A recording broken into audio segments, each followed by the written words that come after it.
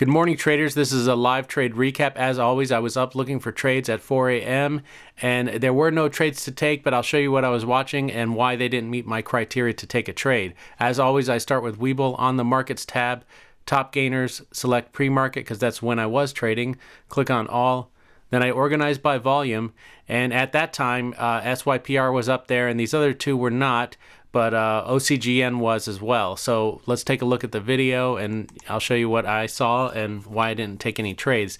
So, as always, I mark out the high of the previous session. That could be the high of the aftermarket or a high established during the previous intraday of trading.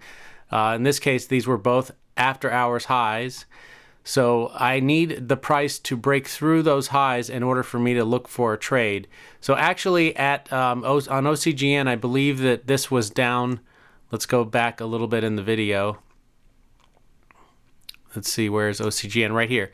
So this actually broke out through the previous high right at the pre-market open. This is the 4 a.m. candle right here.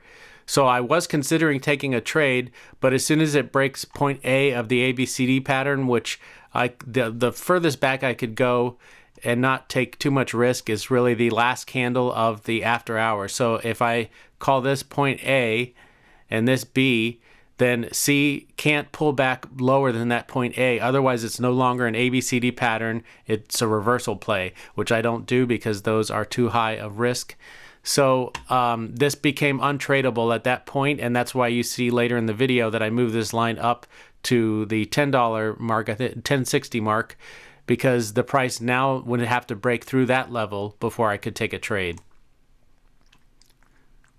So now you see it up at $10.60.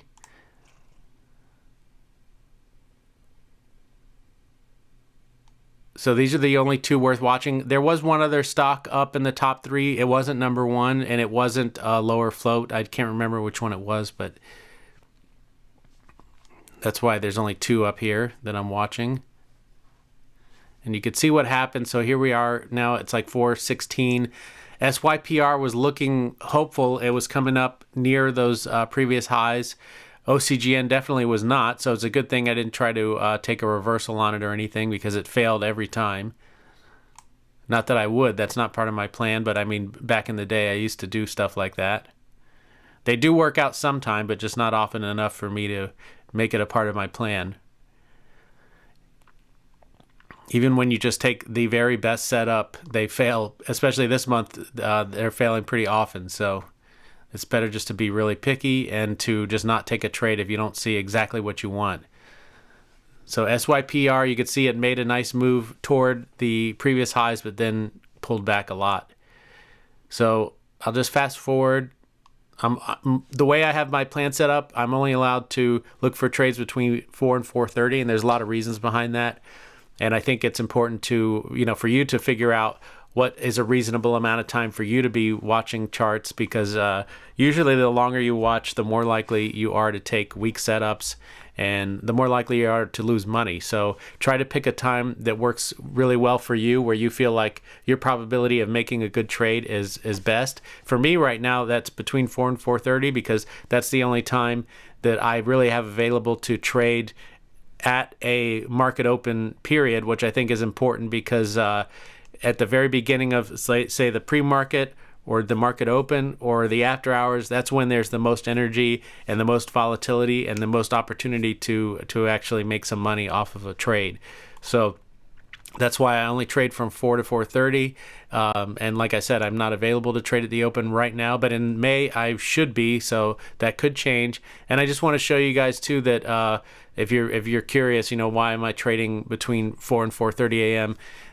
So this month has been terrible. This has been the worst month of trading since I've been trading this plan. You can see we're down about 43.28, which is still not that bad. I think it's, did I calculate this lately, update it? We're somewhere around, we might be a little bit less than this now, but basically somewhere around a 5% drawdown on the account this month. I mean, considering all this red trading and that my win rate is only 22%, that's really not that bad. It kind of shows you the robustness of this plan. And if you look back, go back 1 month, you could see that I had the best month Well, you won't see that until I show you the rest of these months, but that was the best month of my trading so far, trading this plan. And February, not as good, but also not terrible. There was 755 on the account. And then in January, I was still trading other sessions, and you could see that in the pre-market, that was the only time that I was profitable. It was actually a red month, and only because I gave all of the profits back and a little bit more during the day. And then December, you could see again, pre-market, that was my most profitable time. And now if I go back to November, that's even on a different worksheet here, but things were a little bit more chaotic back then. But still, here's my pre-market, and you could see, and I was trading with a lot less money. I still was profitable, more profitable in the pre-market than any other session. So that's why, as I've been developing this plan and this strategy, I've just narrowed myself down to only trading in the pre-market. And like I said, I'm not always available anyway to trade other sessions, but I am always available to trade from 4 to 4:30. So there's some logic behind this, even though everyone tells you the pre-market is the worst time to trade, or it's, a very risky time to trade.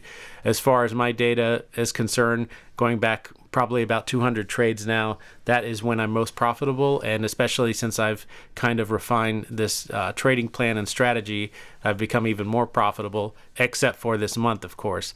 But we all know this month has been a very unusual and crazy month for trading.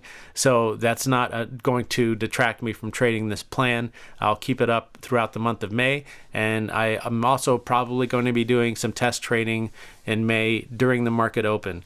So something to look forward to, I hope. All right, so let me know if you have any questions about this. As always take your stop losses, honor your profit targets, and in the long run, you should be green. Take care.